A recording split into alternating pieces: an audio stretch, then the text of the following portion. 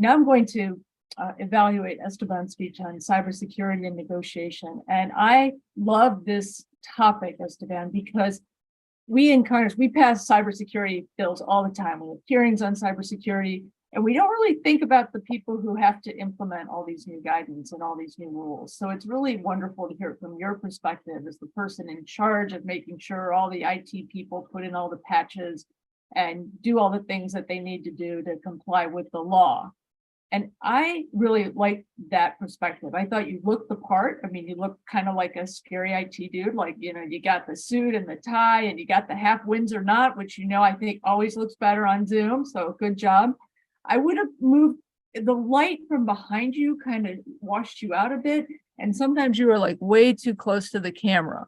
So I would pull back a little bit for that.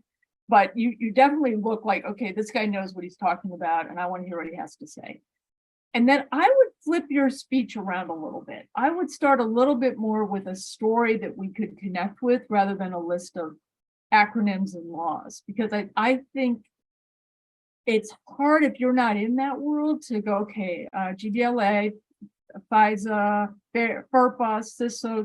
You're like, whoa, I'm just trying to catch up with you. But if you started with a story about, you remember when Equifax didn't put the patch on and all of you guys, someone got access to all of your personal data, your PII.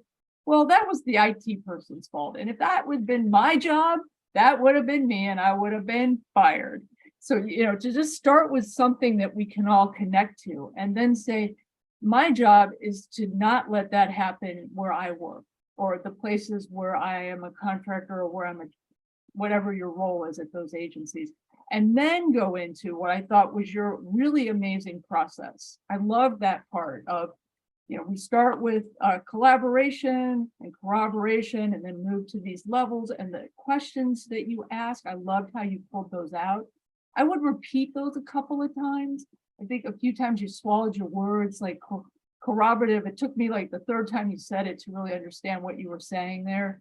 And then have examples of that, because I really was kind of scared a little bit when you said, yeah, you know, those smaller firms, they just cut corners so they can compete. And I'm like, no, don't do that.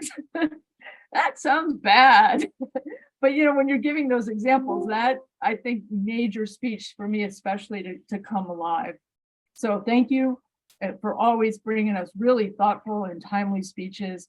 And my challenge to you is to take all your brilliant knowledge and start with a little more intro we can connect to, and then wrap it up with what you do at the end, your conclusion, where you really lay out how you think about things and how you encourage us to think about them when we're evaluating whatever your topic is. In this case, some negotiation skills that go beyond cybersecurity and negotiation.